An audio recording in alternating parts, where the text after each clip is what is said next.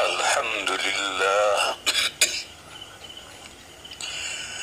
نحمده ونستعينه ونستغفره ونؤمن به ونتوكل عليه ونعوذ بالله من شرور أنفسنا ومن سيئات أعمالنا من يهده الله فلا مضل له ومن يضلله فلا هادي له ونشهد أن لا إله إلا الله وحده لا شريك له ونشهد أن سيدنا ومولانا وحبيبنا وشفيعنا محمدا عبده ورسوله أرسله إلى الناس كافة بشيرا ونذيرا وداعيا إلى الله بإذنه وسراجا منيرا صلى الله تعالى عليه وعلى آله وصحبه وبارك وسلم تسليما كثيرا كثيرا وبعد فأعوذ بالله من الشيطان الرجيم بسم الله الرحمن الرحيم الحمد لله رب العالمين الرحمن الرحيم مالك يوم الدين إياك نعبد وإياك نستعين اهدنا الصراط المستقيم صراط الذين أنعمت عليهم غير المغضوب عليهم ولا الضالين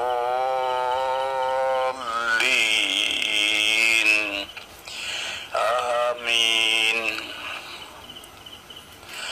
بزرگوں اور بھائیوں،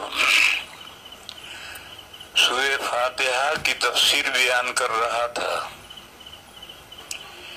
پچھلی آیتوں کا خلاصہ الحمدللہ میں توحید الوہیت کا بیان ہے کہ معبود صرف اللہ تعالی ہے، اس لیے کہ تمام تعریف اللہ کے لیے ہیں، اور سب سے بڑی تعریف، سب سے بڑا کمال معبود ہونا ہے۔ جیسے انسانوں میں لوگ سب سے بڑا کمال، بڑا لیڈر ہونا، اس کو بڑا کمال سمجھتے ہیں، تو کائنات میں سب سے بڑا کمال معبود ہونا ہے۔ عابد اور معبود دو ہی ہیں، بس جب ساری ہی تعریفیں اللہ کے لیے ہیں تو یہ سب سے بڑی تعریف بھی اللہ ہی کے لیے ہے، اور جس میں ساری تعریفیں ہوں اور سب سے بڑی تعریف بھی اس کے لیے ہو، وہ ہر عیب سے پاک بھی ہوتا ہے۔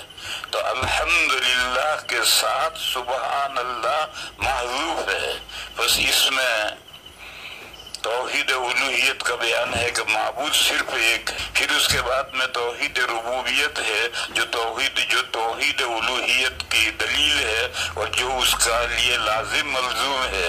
رب العالمین جو سارے جہانوں کو پالنے والے ہیں، یعنی سارے جہانوں کو عدم سے وجود میں بھی وہی لائے ہیں، اور پھر ان کے بقا کا سامان بھی انہوں نے کیا ہے، اور پھر اس کے بعد میں ان کو ہدایت اور رہنمائی بھی انہوں نے دی ہے۔ فرعون نے حضرت موسیٰ علیہ السلام جب اس کے بعد دعوت لے کر گئے تو اس نے پوچھا تھا کہ تمہارا پروردگار کون ہے؟ فرعون خود لوگوں کا رب پروردگار بنا ہوا تھا، تو جب موسیٰ علیہ السلام نے اس کو دعوت دی کہ پروردگار عالم پر ایمان لا، تو اس نے پوچھا کہ تمہارا پروردگار ہے کون؟ تو موسیٰ علیہ السلام نے فرمایا ربنا الذی اعطا کل شیء خلقہ ثم ہدی، ہمارا परवरदिगार वो है जिसने हर चीज को उसकी बनावट पैदाइश दी, यानी पूरी कायनात को जो वजूद बख्शा है जिस हस्ती ने, और वजूद बख्शने के बाद फिर उसकी रहनुमाई की है, हर मखलूक को कैसे जीना है, किस तरीके से उसको जिंदगी गुजारनी है, ये रहनुमाई की है, वो हमारा रब है। तो फरमाया कि सारे जहानों के रब अल्लाह ताला हैं, उन्होंने सारे आलम को वजूद बख्शा है और फिर हर मखलूक को रहनुमाई की है कि उसे जिंदगी कैसे गुजारनी है। क्यों हर मखलूक की रहनुमाई क्यों की है? फिर अगली आयत में अल्लाह की सिफत रहमान आई कि वो निहायत मेहरबान है, हर मखलूक पर उनकी मेहरबानी आम है। इसमें रहमत आम का जिक्र है, और रहमत आम के साथ अगर रहमत खास को जिक्र न किया जाए तो गलतफहमी हो सकती है। इसलिए जहाँ रहमान आता है उसके साथ रहीम जरूर आता है।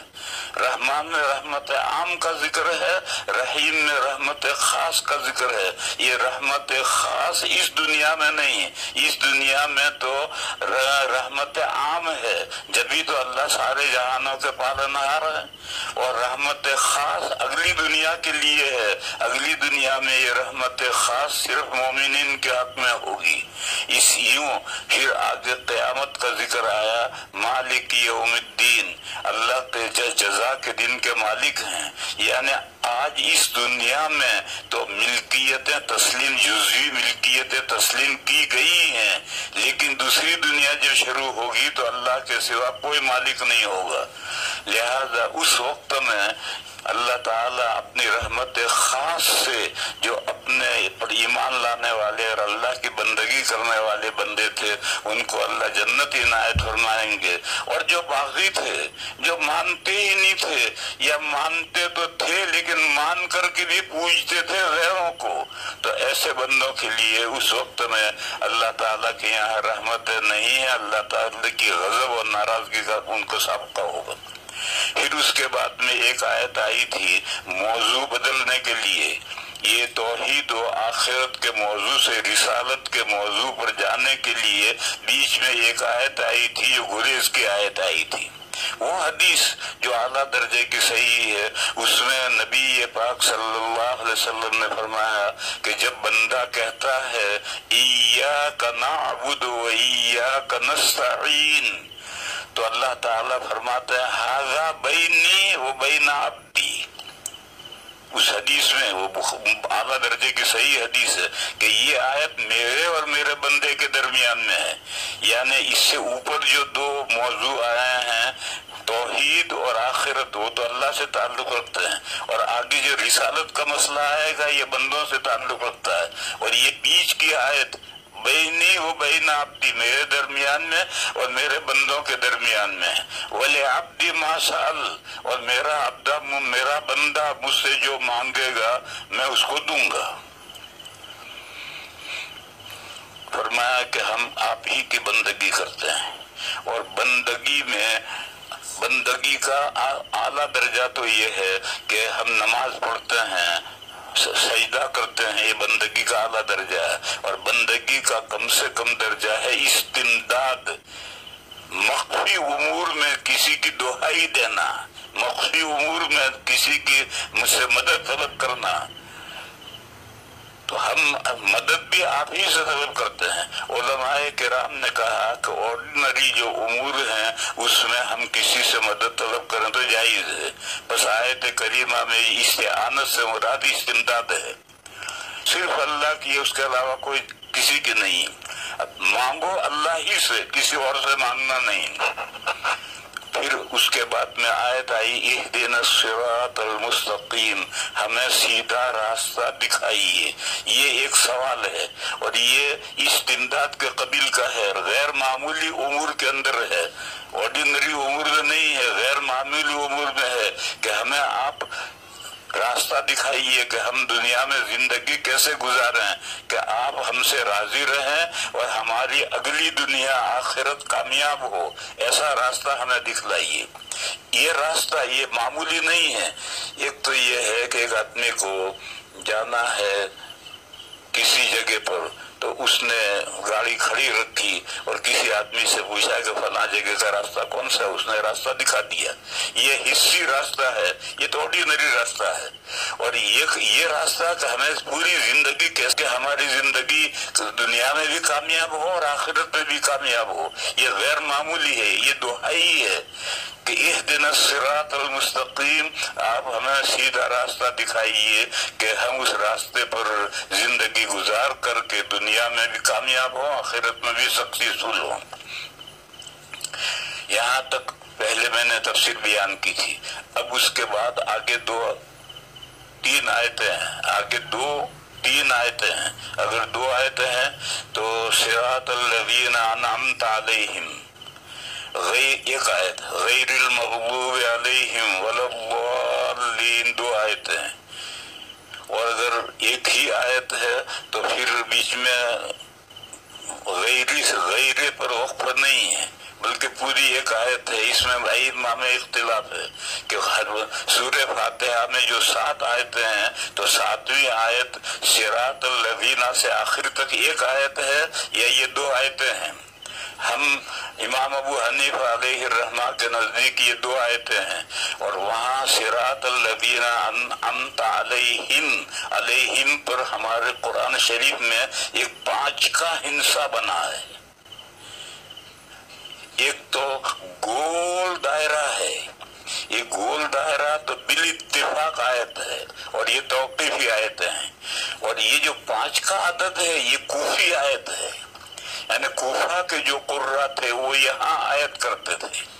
تو امام ابو حنیفہ علیہ الرحمہ بھی کوفہ کے ہیں، اس لیے امام ابو حنیفہ علیہ الرحمہ کے یہاں آیت ہے یہاں، اور یہ 2 آیتیں ہیں۔ بس بسم اللہ الرحمن الرحیم یہ قرآن کی جو مستقل آیت ہے وہ صحابہ نے یہاں لکھی ہے، وہ سورہ فاتحہ کا جز نہیں۔ تو بہرحال میں آپ کو یہ سمجھا رہا تھا کہ قرآن میں جہاں جہاں بھی 5 کا ہندسہ آئے گا تو یہ سمجھ لے کہ کوفی آیت ہے، یہاں کوفہ کے قرہ آیت کرتے تھے۔ تو درخواست یہ ہے کہ اے اللہ ہمیں سیدھا راستہ دکھائیے۔ اب یہ سیدھا راستہ کوئی حصی تو ہے نہیں کہ یوں جا لیفٹ ہو جائیے پھر ریڈ لائٹ آئے گی وہاں سے رائٹ ہو جائیے، یہ کوئی حصی راستہ تو ہے نہیں، لہذا اس کو دکھانا کس طرح دکھانا ہے؟ تو اس لیے اللہ تعالیٰ نے اس راستے کو مثبت اور منفی، پوزیٹو اور نیگیٹو دونوں طرح سے اس راستے کو مشخص کیا کہ دیکھو سیدھا راستہ یہ ہے، مثبت پوزیٹو مثبت طریقے سے فرمایا صراط الذین انعمت علیہم، یعنی ان بندوں کا راستہ جن بندوں پر آپ نے انعام فرمایا ہے، صراط الذین انعمت علیہم، جن بندوں پر آپ نے انعام فرمایا ہے ان کا راستہ دکھائیے۔ وہ بندے کون ہیں؟ سورہ نساء میں آیت ہے وَمَن يُطِعِ اللَّهَ وَالرَّسُولَ فَأُولَئِكَ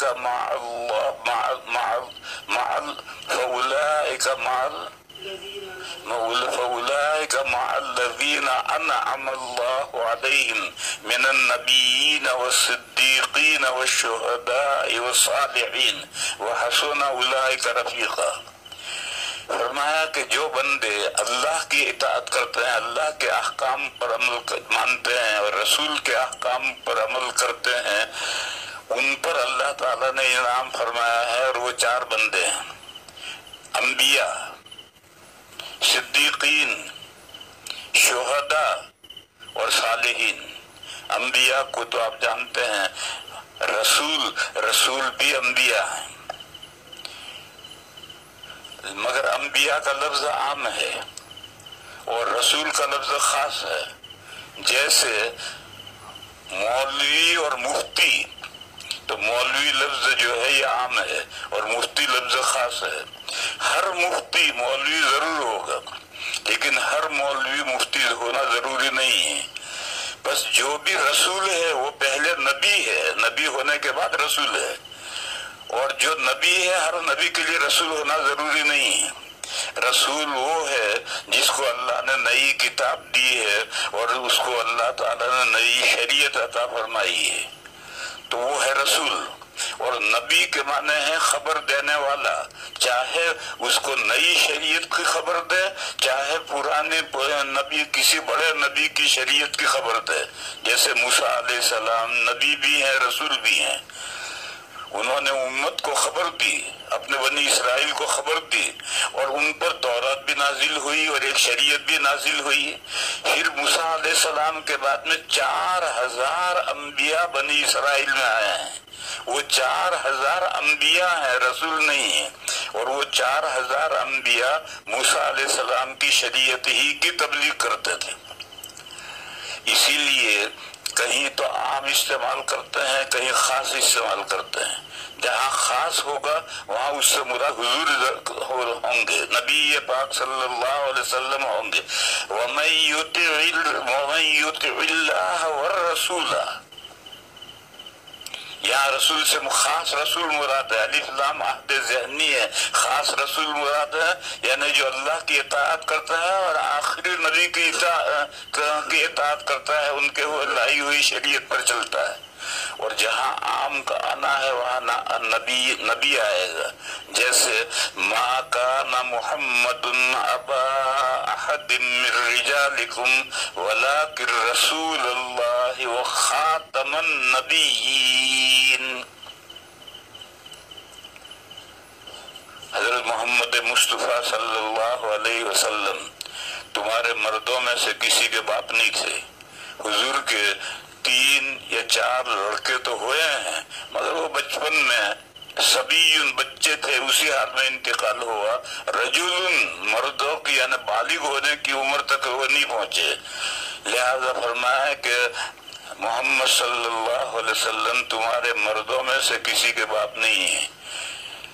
البتہ ان میں 2 سرخ آپ کے پر لگ رہے ہیں، ایک وہ اللہ کے رسول ہیں، یہ اللہ کے رسول ہیں، صاحب شریعت ہیں، صاحب کتاب ہیں، ان کو اللہ نے نئی کتاب دی ہے، نئی شریعت دی ہے، اور خاتم النبیین ہے، تمام نبیوں کے سلسلے کے آخری کڑی ہیں۔ بس آپ پر نبوت کا سلسلہ منتہی ہو گیا، اب آپ کے بعد کسی قسم کا کوئی نبی نہیں آئے گا، نہ مستقل صاحب شریعت، نہ ضمنی، نہ امتی، کوئی نبی نہیں آئے گا۔ تو یہاں خاتم النبیین کا خاتم المرسلین نہیں کہا، کیونکہ خاتم المرسلین کہتے تو پھر نبیوں کا سلسلہ آگے جاری رہ سکتا تھا، اس لیے خاتم النبیین کہا کہ تمام نبیوں کی آخری کڑی ہے، آخری سلسلے کے ہیں، اس سلسلے میں آخری ہے، ان کے بعد کسی طرح کی نبوت کا کوئی مقام نہیں ہے۔ نہ صاحب شریعت نبی آئے گا، نہ غیر صاحب شریعت آئے گا، نہ مستقل نبی آئے گا، نہ ماتحت نبی آئے گا، نہ امتی نبی آئے گا، نہ ذلی نبی آئے گا، نہ بروزی نبی آئے گا، کوئی نبی کا کوئی خاتم النبیین تشریف لے آئے۔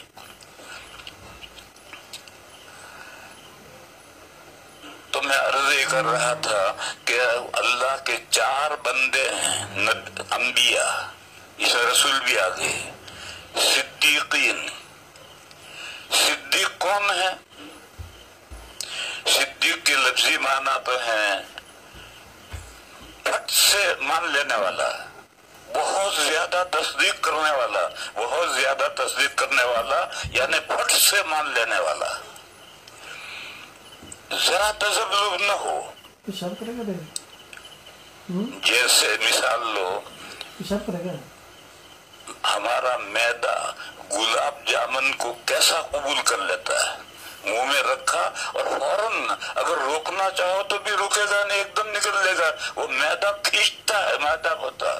تو جیسا معدہ گلاب جامن کو ایک دم قبول کر لیتا ہے، ایسا حق بات کو فوراً قبول کر لے، وہ صدیق ہے۔ اس کی مثال جب معراج سے نبی پاک صلی اللہ علیہ وسلم تشریف لائے تو مشرکین کے سامنے حضور نے سب سے پہلے مسجد حرام میں یہ بیان کیا کہ آج رات میں معراج میں گیا تھا اور یہ دیکھا میں نے۔ تو لوگوں کو تقریب کا ایک پوائنٹ ہاتھ آ گیا، انہوں نے تالیاں بجائی، और ये कहा कि लो अब तक तो बहकी बहकी बातें दुनिया की करते थे, अब वो आसमान की भी बहकी बहकी बातें करने लगे। खूब मजाक उड़ाया। उन मुशरिकीन में से एक मुशरिक जा रहा था और रास्ते में सिद्दीक अकबर मिले, हजरत अबू बकर मिले। तो उसने कहा अबू बकर तुम्हारे साथी पागल हो गए। क्यों भाई, क्या हुआ? कहने लगे वो ये बयान कर रहे हैं कि रात में मेराज मैं गया था और ये देखा और वो देखा और वो देखा और वो ये देखा। तो हजरत सिद्दीक अकबर ने कहा कि ये बातें वो कहते हैं कि जी मैं अभी सुनकर आ रहा हूँ। तो अबू बकर सिद्दीक ने फरमाया कि अगर वो ये बातें वो कहते हैं तो सबसे पहले तस्दीक मैं करता हूँ कि वो सही कहते हैं। तो हर वो शख्स जिसमें ये सिफत है कि हक बात सामने आए फौरन कबूल कर ले। मैं इसकी एक मिसाल दूं। पहले मैंने ये बताया था कि एक बात चलाई है लोगों ने कि सूर्य सितारा जो 12 मई को तुलू होगा तो क्वारंटो खत्म हो जाएगा और दुनिया की सब बीमारियां खत्म हो जाएंगी, सारे डॉक्टरों के डॉक्टर सो जाएंगे, सारे हकीम अल्लाह को प्यारे हो जाएंगे, सारे मेडिकल बंद हो जाएंगे, सारे दवाखाने खत्म हो जाएंगे। ये किसी ने चलाया है। हमारे एक बहुत बड़े हजरत बेंगलुरु में थे, उन्होंने भी ये बात फरमाई, एक तहरीर में लिखी। तो मैंने उनको सबसे पहले यहाँ मैंने जो तकरीर की थी उसमें कहा था कि ये जिस हदीस में से ये बात समझी गई है, इस हदीस का ये मतलब नहीं है, इस हदीस का मतलब तो ये है। मेरी ये बात उन हजरत को पहुंची, उन्होंने फौरन अपना बयान दिया कि हदीस का सही मतलब ही यही है। हक बात सामने है। हालांकि दूसरा कौल मौजूद है, किताबों में दूसरा कौल मौजूद है, लेकिन उन्होंने वो कौल तो सारे होते ही हैं, तरह तरह के अक़वाल होते हैं। अक़वाल के होने से कोई जरूरी नहीं है कि जिस कहने वाले ने जो बात कही हो सही हो। उन्होंने उस दूसरे कौल के होने के बावजूद जो जमहूर का कौल था, सही कौल था, उसको उन्होंने कबूल कर लिया। उनका बयान है और व्हाट्सएप पर डाला हुआ है, आप जरा सुने। ये उनके सिद्दीक होने की अलामत है कि सच बात सामने आई तो फौरन उन्होंने कबूल कर ली। फिर उसके बाद ये समझो कि सिद्दीक सिर्फ मर्द ही नहीं होते हैं, और सिर्फ हजरत अबू बकर ही सिद्दीक नहीं थे। हजरत अबू बकर तो सिद्दीक अकबर थे, वो तो सबसे बड़े सिद्दीक थे। वरना सिद्दीक तो क़यामत तक होते रहेंगे। तो नबूवत के करीब में से जो आला दर्जे के लोग थे वो ज्यादा होते थे। फिर यूं क़यामत के तरफ जमाना जाएगा, यूं आला सलाहियत लोग कम हो जाएंगे। कुरान में है कि साबिकीन सुल्लतुम मिनल अव्वलीन व कलीलुम मिनल आखिरीन। साबिकीन यानी अगाड़ी वाले, नंबर अव्वल पहली सब के अंदर जो लोग हैं वो अगलों में तो बहुत हैं और पिछलों में कम हैं। ये सिद्दीकीन, ये साबिकीन हैं। ये अगलों में तो बहुत थे लेकिन पिछलों में कम हैं, मगर होंगे। तो हजरत अबू बकर सिद्दीक अकबर थे। बाकी सिद्दीकियत का मकाम बाकी है और क़यामत तक के लिए बाकी है। बढ़े हर वो आदमी जिसको शौक है सिद्दीक बनने का, वो आगे बढ़े। और फार्मूला क्या है? हक बात सामने आए तो फिर बहस हुज्जत कुछ नहीं, फौरन हक बात मान लो। बस इतनी ही बात है, हक बात फौरन कबूल कर ले। पूरी शरीयत पर अमल करना ये तो जरूरी है ही, उसके साथ हक बात जब सामने आए तो फौरन कबूल कर ली जाए। तो सिद्दीक मर्द तो होते ही हैं, औरतें भी सिद्दीक होती हैं। आपको मालूम है हजरत आयशा के लिए है हजरत आयशा सिद्दीका। हजरत आयशा सिद्दीका थी। तो जब हजरत आयशा सिद्दीका है, एक खातून सिद्दीका थी, तो औरतें भी सिद्दीका होती हैं। तमाम क़यामत तक के लिए जितनी ख़वातीन हैं, उन ख़वातीन का अगर ये मिजाज है कि हक बात सामने आएगी हम फौरन कबूल कर लेंगे। यहाँ रुक कर एक बात समझो, हर बात मान लेना, हर सुनी हुई बात सही नहीं होती है। सूरह फुरकान के आखिरी रुकू में عباد الرحمن کے اوصاف بیان کیے گئے ہیں، 9 اوصاف بیان کیے ہیں۔ ان 9 اوصاف میں سے ایک الذین اذا ذکروا بآیات ربہم لم یخروا علیہا صما وعمیانا۔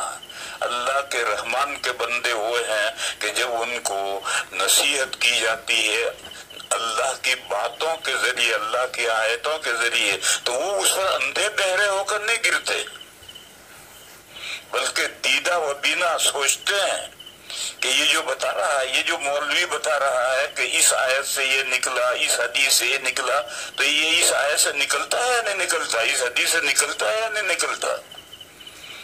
اس کی تحقیق کرنے کے بعد جب یقین ہو گیا کہ نہیں صحیح بات یہی ہے، تو پھر اس کے ماننے میں اعتدال نہیں ہونی چاہیے۔ میرے بھائیوں، آج کل بہت کرامتوں کے نام پر بے تکی باتیں چلا دی جاتی ہیں، اور ہم یہ کہیں کہ ایسا نہیں ہو سکتا، وہ اگر کہیں کہ یہ تو عجیب بات ہے تو کہتے ہیں ایسا نہیں ہو سکتا۔ ارے وہ تو سب کچھ ہو سکتا ہے، آسمان بھی ٹوٹ کے زمین پر گر سکتا ہے، لیکن ٹوٹ کر گرا یا نہیں گرا اس کی دلیل بھی تو چاہیے۔ میں ایک مثال دوں، لوگوں میں یہ مشہور ہے کہ حضرت اسماعیل علیہ السلام کے ایڑیاں رگڑنے سے زمزم ظاہر ہوا۔ کیا دلیل ہے اس کی؟ کوئی دلیل نہیں کہ ایسا نہیں ہو سکتا، ربی سب ہو سکتا ہے۔ قرآن کریم میں ہے ایوب علیہ السلام بیمار ہو گئے تھے نہایت ضعیف، تو اللہ کا حکم آیا ارکض برجلک، اپنا پیر کی ایڑی مارو، ایڑی ماری چشمہ ظاہر ہوا، اور کہا اس کو پیو اور نہاؤ، اچھے ہو گئے۔ تو ایک بیمار نحیف اور کمزور کے ایڑی مارنے سے چشمہ ظاہر ہو سکتا ہے، قرآن میں ہے۔ تو اسماعیل علیہ السلام کے ایڑیاں رگڑنے سے زمزم کیوں ظاہر نہیں ہو سکتا؟ لیکن اسماعیل علیہ السلام کے ایڑیاں رگڑنے سے زمزم ظاہر ہوا، اس کی کوئی دلیل ہے تو لاؤ، دلیل تو کچھ ہے نہیں، ایک چلی ہوئی بات ہے۔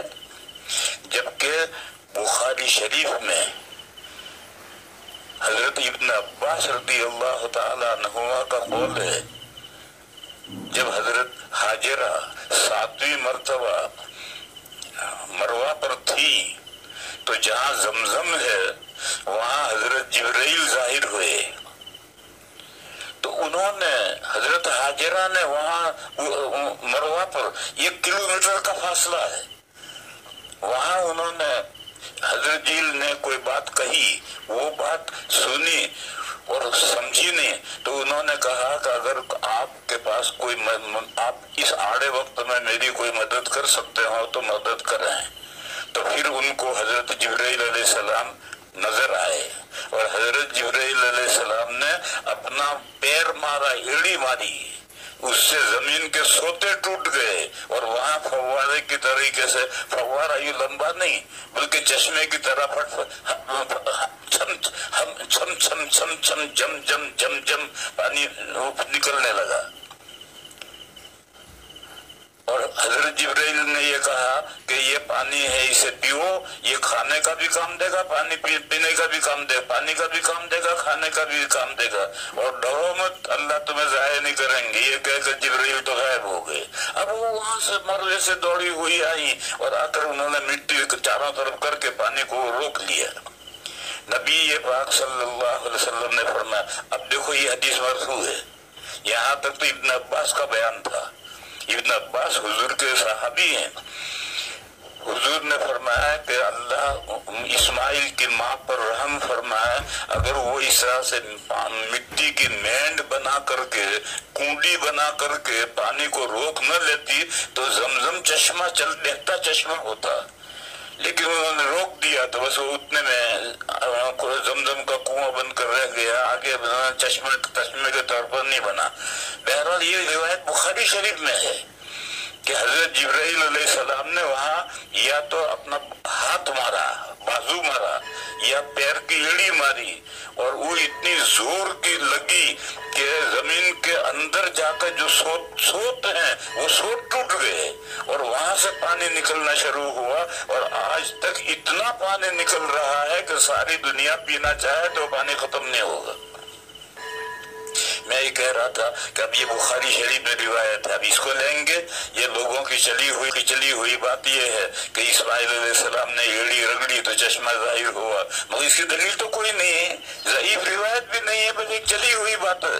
اور یہ روایت جو میں کہہ رہا ہوں تو بخاری شریف میں ہے، اور حضرت ابن عباس رضی اللہ تعالیٰ عنہما کا بیان ہے۔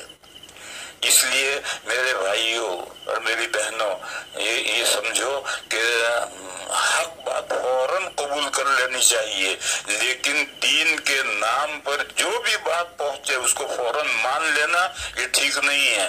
آج کل جو یہ میڈیا، پرنٹڈ میڈیا ہے اور واٹس ایپ کا زمانہ ہے، اس میں تو اتنی باتیں غلط چل رہی ہیں کہ میں خدا کی پناہ۔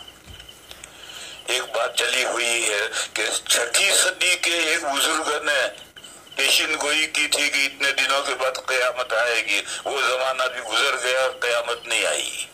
پھر ابھی امریکہ میں ایک صاحب ایک چینل چلاتے ہیں، انہوں نے کہا 50 سال میں قیامت آئے گی، اور پھر انہوں نے کہا کہ امام حرم نے کہا ہے کہ 40 سال میں تو 10 سال اور تمہیں زائد دیتا ہوں۔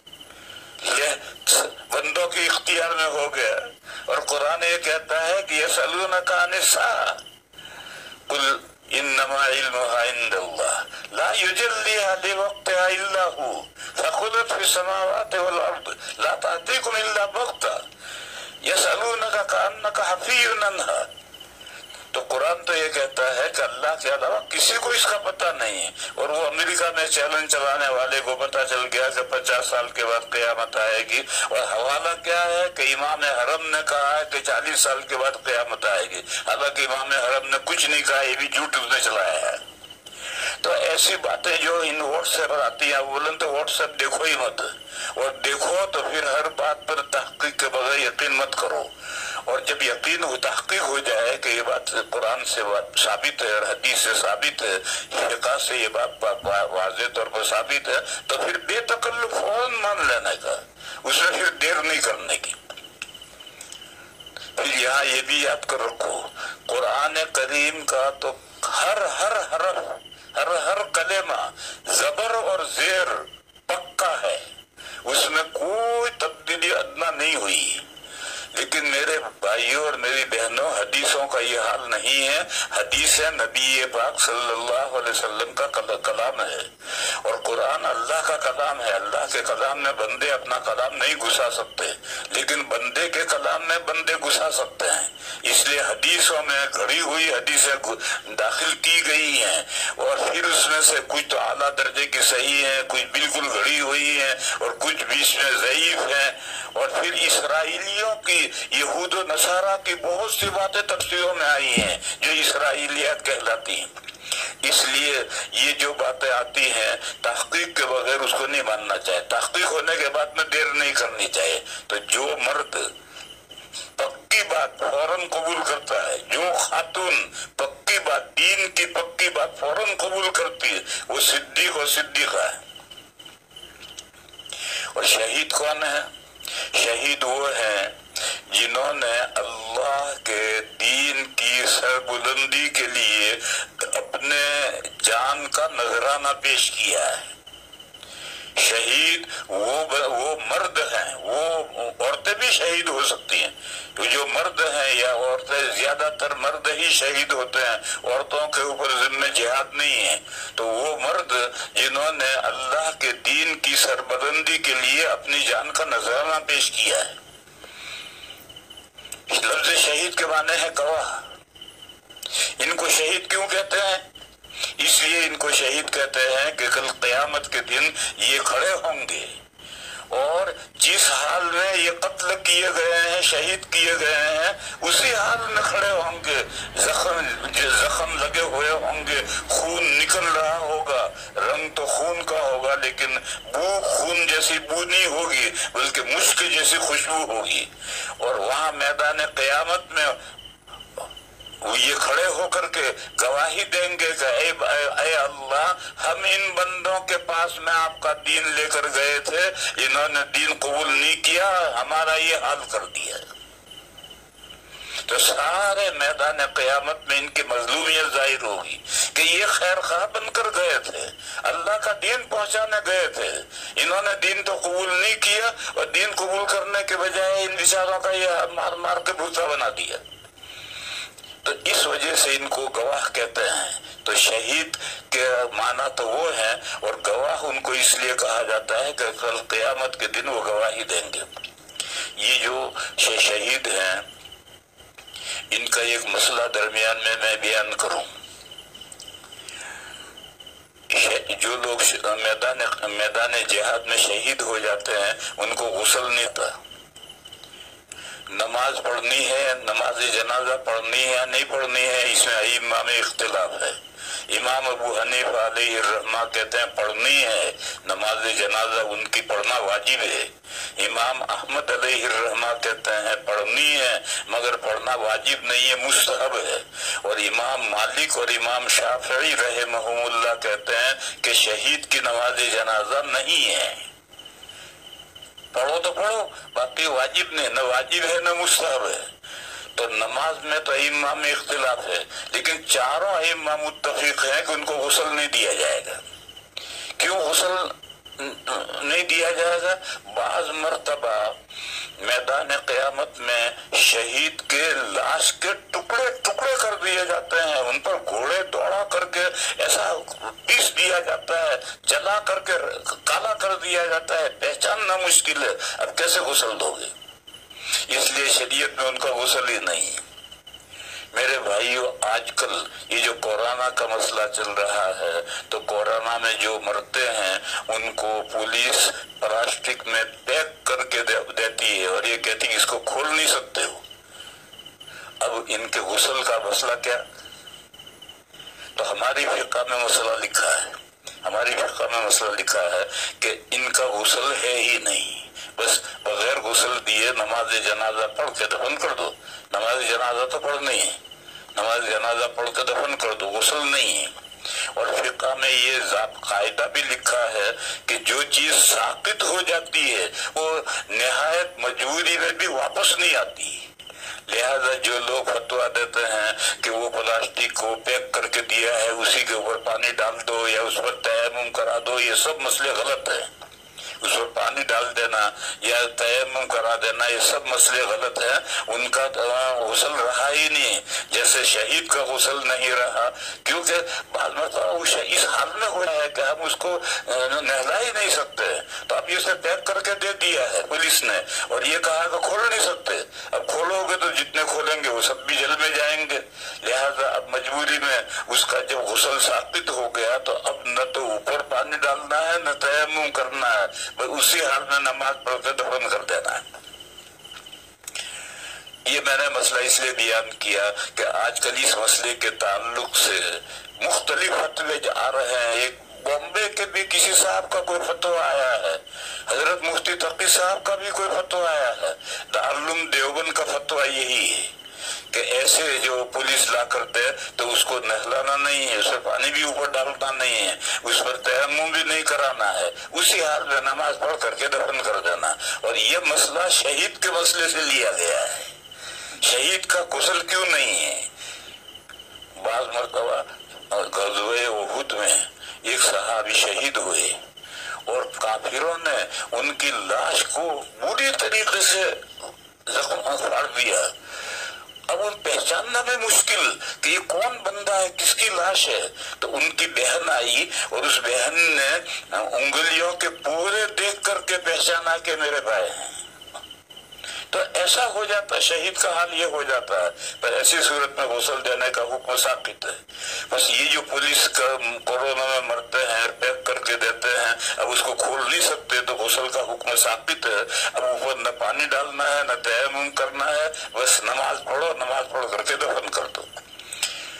ये दरमियान में मैंने मसला बयान किया था। असल मसला तो मैं बयान कर रहा था कि शहीद वो है जो कल क़यामत के दिन इसी हाल में, जिस हाल में शहीद हुआ है उसी हाल में क़यामत के दिन आएगा और मैदान क़यामत में गवाही देगा कि मैं इन बंदों के पास मैं अल्लाह का दीन लेकर गया था, इन्होंने अल्लाह का दीन तो कबूल नहीं किया और मेरा मार मार के मुर्दा बना दिया। और चौथे बंदे हैं सालिहीन, नेक लोग। नेक लोग किसको कहते हैं?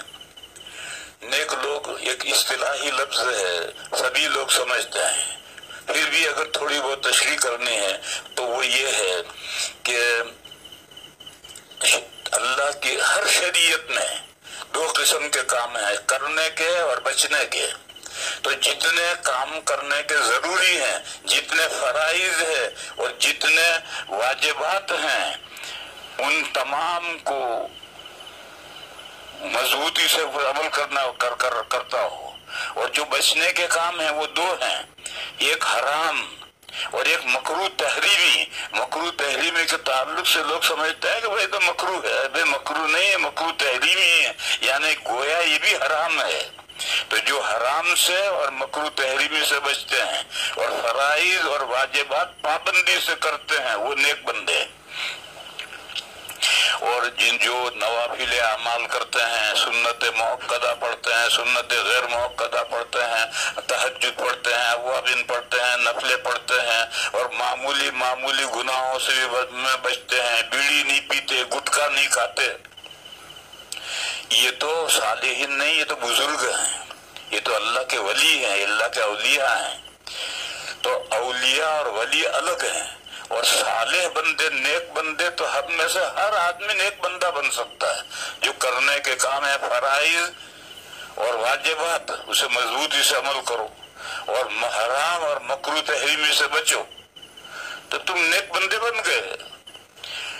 تو اللہ پاک نے فرمایا کہ جو اللہ کا کہنا مانتا ہے اور اللہ کے رسول کا کہنا مانتا ہے، یہ وہ بندے ہیں جن پر اللہ نے انعام فرمایا ہے، انبیاء ہوں، صدیقین ہوں، شہداء ہوں، صالحین ہوں، ان پر اللہ نے انعام فرمایا ہے۔ وَحَسُنَ أُولَئِكَ رَفِيقًا، قیامت کے دن جو ان کی رفاقت اگر مل جائے تو اس سے بہتر کوئی رفاقت نہیں ہے۔ وَحَسُنَ أُولَئِكَ رَفِيقًا، تو فرمایا کہ صراط الذین انعمت علیہم، اے اللہ ہمیں سیدھا راستہ دکھا، ان بندوں کا راستہ دکھا جن بندوں پر آپ نے انعام فرمایا ہے۔ قرآن کریم میں ایسے 5 بندوں کا ذکر آیا ہے جن پر اللہ تعالیٰ نے انعام کیا ہے۔ پھر شہداء اور صالحین اور توحد کا ذکر آیا ہے، لیکن 5 انبیاء کا ذکر آیا ہے، وہ انبیاء خمسہ کہلاتے ہیں۔ نوح علیہ السلام، ابراہیم علیہ السلام، موسیٰ علیہ السلام، عیسیٰ علیہ السلام اور شعیب علیہ السلام، یہ انبیاء خمسہ کہلاتے ہیں۔ ان انبیاء خمسہ کے اور ان کی قوموں کے قصے بار بار قرآن میں ذکر کیے ہیں کہ دیکھو ان نبیوں کی زندگیاں یہ ہیں، انہوں نے لوگوں کو کیا تعلیمات دی ہیں اور لوگوں نے ان کی کیوں مخالفت کی ہے۔ دیکھو اس میں آدم علیہ السلام کا ذکر نہیں، آدم علیہ السلام تو سب کے ابا ہے، اور اس میں ہمارے آقا ان کا بھی ذکر نہیں ہے۔ انبیاء خمسہ بیچ میں ہیں، آدم علیہ السلام تو اوپر گئے، اور ہمارے حضور کی امت کو تو یہ سارے واقعہ سناتے ہیں، بس اگر ہمارے حضور کے حالات بیان کریں گے تو کیسے ہوں گے؟ میں اس کی مثال دوں، تورات کے بارے میں یہودی یہ کہتے ہیں کہ اللہ کی کتاب ہے، اس میں کوئی تبدیلی نہیں ہے، حالانکہ تورات میں موسیٰ علیہ السلام کی قبر کا ذکر ہے کہ موسیٰ علیہ السلام کی قبر فلاں جگہ ہے۔ تو سوچو موسیٰ علیہ السلام پر جو کتاب نازل ہوئی ہے اس میں موسیٰ علیہ السلام کی قبر کا ذکر کہاں سے آ گیا؟ بس حضور پاک صلی اللہ علیہ وسلم جو ذکر کتاب نازل ہوئی اس میں حضور کی امت کے احوال کیسے آئیں گے اور حضور کے احوال اور صحابہ کے احوال کیسے آئیں گے؟ اس لیے میں نے کہا کہ آدم علیہ السلام کا تذکرہ بھی نہیں ہے اور حضور کا بھی نہیں، بیچ میں 5 انبیاء ہیں، نوح علیہ السلام، ہود علیہ السلام، صالح علیہ السلام، ابراہیم علیہ السلام اور شعیب علیہ السلام۔ ان 5 انبیاء کو ان کی امتیں کافر اور مشرک امت تھی، ان کے ساتھ ان کے بڑے لمبے جھگڑے رہے ہیں، اور ان جھگڑوں میں وہ امتیں بعض تو امتیں ہلاک کر دی گئی ہیں۔ نوح علیہ السلام अलैहिस्सलाम की उम्मत के बड़े तफसीली वाक़यात आए हैं, इब्राहिम अलैहिस्सलाम की उम्मत के भी बड़े तफसीली वाक़यात हैं, हूद अलैहिस्सलाम, सालेह अलैहिस्सलाम के भी, शुएब अलैहिस्सलाम के भी। ये अंबिया खमसा कहलाते हैं, 5 अंबिया।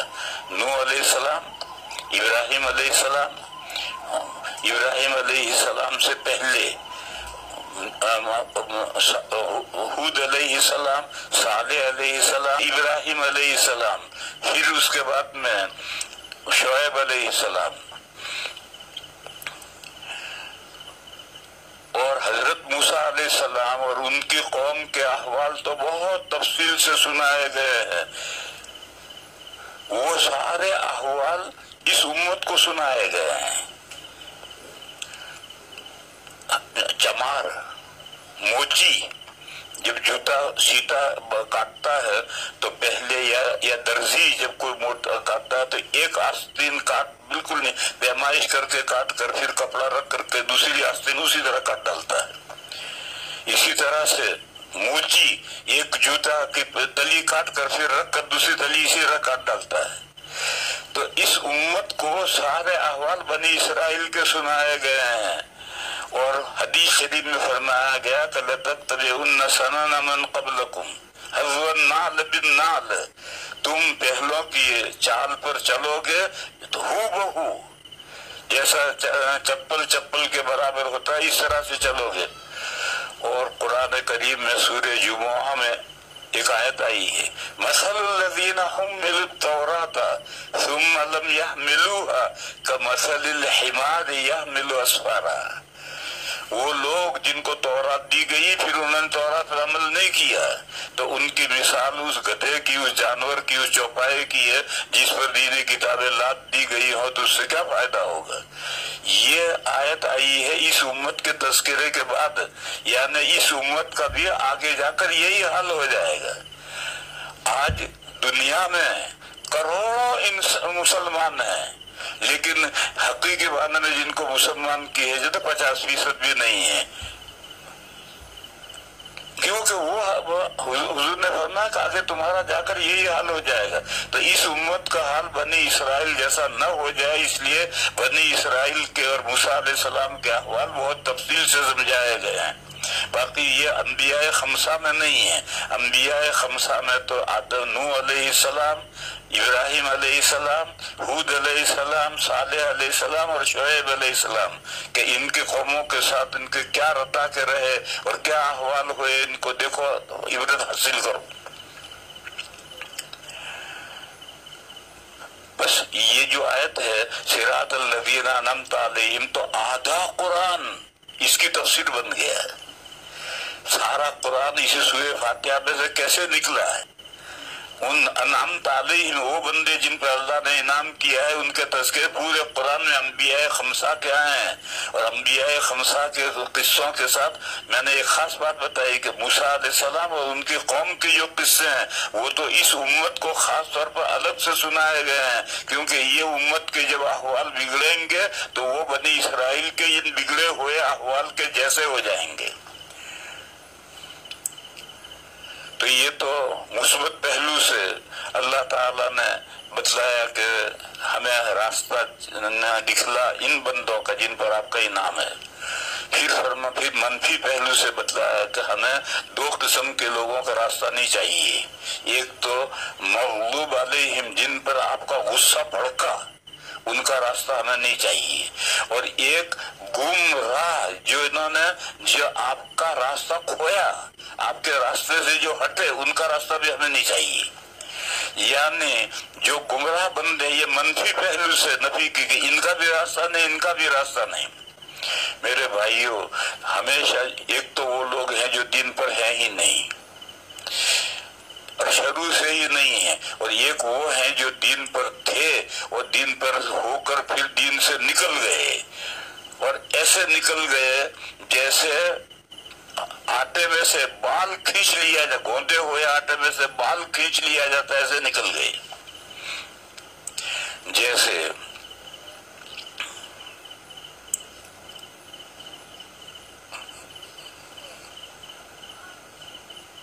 यहूद,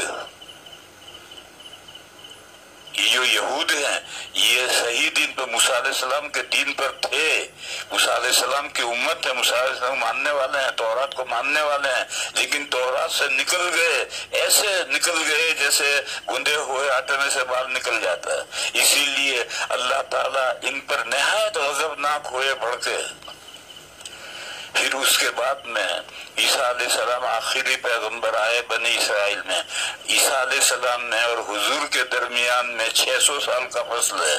600 سال میں امت کچھ بہت زیادہ بھٹک کر دور نہیں چلی جاتی ہے، بھٹکتی تو ہے لیکن بہت دور نہیں چلی جاتی ہے۔ اس لیے نبی پاک صلی اللہ علیہ وسلم نے ایک حدیث میں بتایا کہ مغلوب علیہم یہود ہیں اور ضالین نصارہ ہیں۔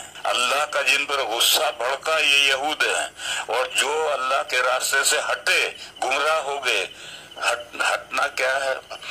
جیسے جنکشن پر جہاں سے دو پٹریاں الگ ہوتی ہیں تو ایک اینچ کے فاصلے سے الگ پڑتی ہیں، پھر بڑھتی ایک مشرق جاتی ہے ایک مغرب جاتی ہے، تو جو شروع سے ایک راستے سے الگ دوسرے راستے پر پڑ گیا، یہ ہے گم راہ۔ اللہ کا راستہ گم کر دیا، دوسرے راستے پر پڑتی ہے۔ تو ابھی یہود یہ عیسائی اتنے آگے نہیں گئے تھے، اسی لیے آج ہمارے حافظوں نے فرمایا کہ وَلَا تَسُبُّوا الَّذِينَ يَدْعُونَ مِن دُونِ اللَّهِ، جو لوگ اللہ کے علاوہ غیر اللہ کو پکارتے ہیں ان کے معبودوں کو برا مت کہو۔ اگر ان کے معبودوں کو برا کہو گے تو وہ سوچے سمجھے بغیر تمہارے معبود کو یعنی اللہ کو برا کہیں گے۔ اس آیت کے بعد میں پھر ایک آیت آئی کہ مسلمانوں سے سخت دشمن دور یہود ہیں اور والذین اشرکوا ہیں، اشد الناس عداوتن ہیں، اور اقربہم مودتن، مومنوں سے اقربہم مودتن یہ نصارہ ہے۔ اور وجہ یہ بتائی کہ ان میں قسیسین ہیں اور رہبان ہیں، تو یہ نزول قرآن کے وقت تک عیسائی ہیں۔ اب تو 1400-1500 سال اسے ہوتے ہوئے یہ عیسائی بھی ان یہودیوں کے پالے میں پہنچ گئے ہیں، اب تو یہ سارے ایک ہی تھیلے کے چٹے بٹے ہو گئے ہیں۔ تو میں کہہ یہ رہا تھا کہ حدیث شریف میں مغضوب علیہم کی مثال سمجھنے کے لیے یہود کی بیان کی اور ضالین کی مثال نصارہ کی بیان کی۔ اس امت میں اس وقت مثال نہیں تھی، اس لیے کہ اس امت کا جو پہلا طبقہ تھا صحابہ کا وہ دودھ میں دھلا تھا، وہ ایسے گیہوں کی بوری تھی جس میں ایک کنکر نہیں تھا۔ بس اس امت میں سے کہاں سے مثال لائیں گے؟ اسی لیے سورہ جمعہ میں آگے جو احوال بگڑیں گے تو اس کی مثال دینے کے لیے یہود کی مثال آئی کہ مثل الذین حملوا التوراۃ ثم لم یحملوها، یہ مسلمانوں کی مثال دینے کے لیے یہود کی مثال دی۔ تو لیکن جب زمانہ آگے بڑھا اور 3 قرن گزر گئے، صحابہ کا، تابعین کا اور تبع تابعین کا قرن گزر گیا اور اس سے زمانہ آگے بڑھا تو پھر یہ گمراہ فرقے مسلمانوں میں بھی پیدا ہوئے۔ پھر مسلمانوں میں جو گمراہ فرقے ہیں کچھ تو ہے جو بالکل ٹوٹلی اسلام سے نکل گئے، جیسے قادیانی اسلام سے نکل گئے، خوجہ اسلام سے نکل گئے، باطنیہ اسلام سے نکل گئے، یہ تو سب مغضوب علیہم کی مثال ہیں۔ اور ایک وہ ہے کہ جو اسلام سے نکلے نہیں ہیں لیکن بہرحال اہل السنہ والجماعہ کے پاتھ پر راستے پر ہیں بھی نہیں، اس سے بھٹک گئے ہیں، دوسرے راستے پر پڑ گئے ہیں۔ ایسے بہت سے فرقے ہیں مسلمانوں میں۔ آپ اس کو بیان کریں کہ دنیا کے تمام مفتی جن فرقوں کو غیر مسلم قرار دیتے ہیں وہ مغضوب علیہم ہیں، اور دنیا کے تمام مفتی جن کے غیر مسلم ہونے پر متفق نہیں ہیں وہ ضالین کی مثال ہے۔ دوسرے الفاظ میں یوں سمجھیں کہ جن کے پیچھے نماز جائز نہیں ہے وہ مغضوب علیہم کی مثال ہے، اور جن کے پیچھے نماز نہیں پڑھنی چاہیے مگر پڑھ لی جائے تو ہو جاتی ہے وہ ضالین ہے۔ تو کہا کہ ہمیں ان سے بھی بچا اور ان سے بھی بچا، یہ جو مغضوب علیہم ہیں ان سے بھی بچا، یعنی اے اللہ ہم قادیانی نہ بن جائیں، اے اللہ ہم خوجہ نہ بن جائیں، اے اللہ ہم کرامتہ نہ بن جائیں، اے اللہ ہم باطنیہ نہ بن جائیں، اے اللہ ہم شیعہ نہ بن جائیں۔ مغضوب علیہم سے بچا اور ضالین سے بھی بچا۔ اے اللہ ہم مودودی نہ بن جائیں، اے اللہ ہم غیر مقلد نہ بن جائیں، اے اللہ ہم پجامے نہ بن جائیں، اے اللہ ہم لنگی نہ بن جائیں، یہ ہمارے فرقے ہیں، ان سے بھی ہمیں بچا۔ یہ منفی پہلو سے مشخص کیا کہ ان کا راستہ ہمیں نہیں چاہیے، اور یہ مثبت پہلو سے مشخص کیا کہ ان منعم علیہم کا راستہ ہمیں چاہیے۔ لہذا یہ اب واضح ہو گیا۔ اب پورا قرآن کریم اسی کی وضاحت ہے۔ پورا قرآن کریم جو ہے یا تو مغضوب علیہم کے احوال ہوں گے، یا ضالین کے احوال ہوں گے، یا منعم علیہم کے احوال ہوں گے، اور پھر اس کے ساتھ باقی جو احکام صراط مستقیم یعنی زندگی کیسے گزارنی ہے اس دنیا کے اندر، اس کے احوال بھی سب آئیں گے۔ یہ سورہ فاتحہ میں اتنے مضامین ہیں۔ اب یہ مسئلہ سب رسالت کا ہے۔ یہ راہنمائی کون کرے گا، سیدھا راستہ کون دکھائے گا؟ اللہ کا رسول دکھلائے گا۔ بس یہ رسالت کا مسئلہ ہے، اور یہی دین اسلام کے تین بنیادی مسئلے ہیں۔ ایک اللہ، ایک معبود ایک ہے، اسی کی بندگی کرو، اس کے علاوہ کسی کے سامنے کسی کی سر نیاز خم مت کرو۔ تیسرا، قیامت کی تیاری کرو، اس دن رحمت خاص ہوگی، اس رحمت خاص کو حاصل کرنے کے لیے کوشش یہاں سے کر کے جانا ہے۔ اور تیسرا یہ ہے کہ اللہ نے اس دنیا کے اندر اس صحیح پاک پر، صحیح راہ پر چلنا ہے تاکہ ہم دوسری دنیا میں جا کر کامیاب ہوں۔ لہذا قرآن کریم کو پڑھو، اور آگے سورہ بقرہ سے قرآن کریم کا تذکرہ شروع ہوگا۔ یہ دلیل رسالت ہے۔ رسول تو ہمارے نبی صلی اللہ